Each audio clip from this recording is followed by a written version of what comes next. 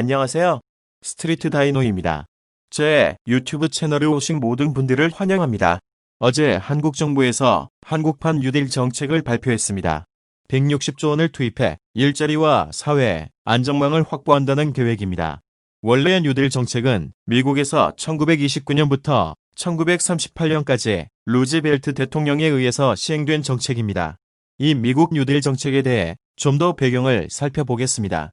1929년 뉴욕 주식시장의 주가 대폭락으로 시작된 경제 불황이 미국 전역으로 퍼지고 1300만 명의 실업자가 발생한 경제 상황에서 1932년 정권 교체가 불보듯 뻔한 시점에서 대통령 선거가 찾아오게 되자 민주당에서는 대통령 후보로 내세운 사람이 바로 당시 뉴욕 주지사였던 프랭클린 루즈벨트였습니다. 대선 후보가 된 루즈벨트는 기회와 부의 불균형, 경제적 불황으로부터 국민을 구제하겠다는 신정책, 즉 뉴딜을 약속하며 정책들을 내놓게 되는데 이것이 뉴딜 정책의 시작입니다.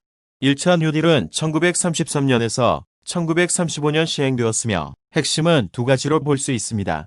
첫째, 연방정부의 주도로 댐과 다리 등 거대 공사를 일으켜 실업률을 떨어뜨리고 경제 활성화에 목적을 두었습니다. 둘째는 노동자의 단결권과 단체 교섭권의 보장을 명시해 시장의 공정성과 노동자들의 권리를 보호하는 것이었습니다. 2차 뉴딜은 1935년부터 1938년 사이의 정책으로 1차 뉴딜에서 실패한 정책들에 대한 새로운 정책들을 내놓으며 더욱 더 진보적인 과감한 뉴딜 정책을 밀어붙입니다. 예를 들면 지방정부들과의 연계를 통해 병원, 다리, 공원 등의 시설 공사에 투입될 비숙련직 일자리들을 창출하고 여기에 더 나아가 음악, 미술, 연극 등 예술 산업에도 손을 뻗쳐 수많은 예술가들을 지원하기까지 했습니다.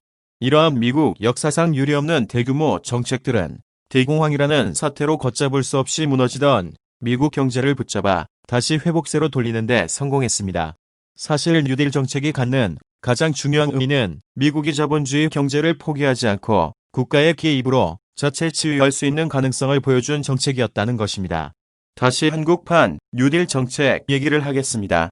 문재인 정부는 한국형 뉴딜 정책을 추진하겠다고 밝혔습니다.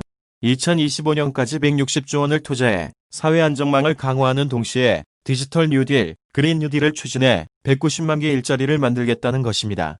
문재인 대통령이 지난 4월 처음 윤곽을 드러낸 이 계획은 일자리 증가와 신산업 지원을 통해 2025년까지 경제를 재정비하는 것을 목표로 하고 있습니다. 하반기 정책 전망에 관한 보고서에 따르면 현재 편성 중인 제3차 추경 예산에 의해 일부 재원이 집행될 예정이라고 합니다. 코로나 대유행이 전 세계를 강타하면서 한국의 무역 의존적인 경제는 어려움을 겪고 있습니다. 국내에도 신종 바이러스로 인해 대중들의 공포가 커지고 국내 회복을 저해할 가능성이 있습니다. 문재인 정부는 지금까지 직접 지원, 대출, 금융시장 안정을 위한 자금 등의 250조 원의 경기 부양책을 발표했습니다. 이전 대책들은 바이러스 대유행으로 인한 피해를 타개하는 데 초점이 맞춰져 있지만 정부의 장기 지출 계획, 즉 한국판 뉴딜 정책은 2025년까지 디지털 뉴딜과 그린 뉴딜을 추진해 190만 개 일자리를 만들겠다는 것입니다. 오늘은 여기까지 말씀드리겠습니다. 감사합니다.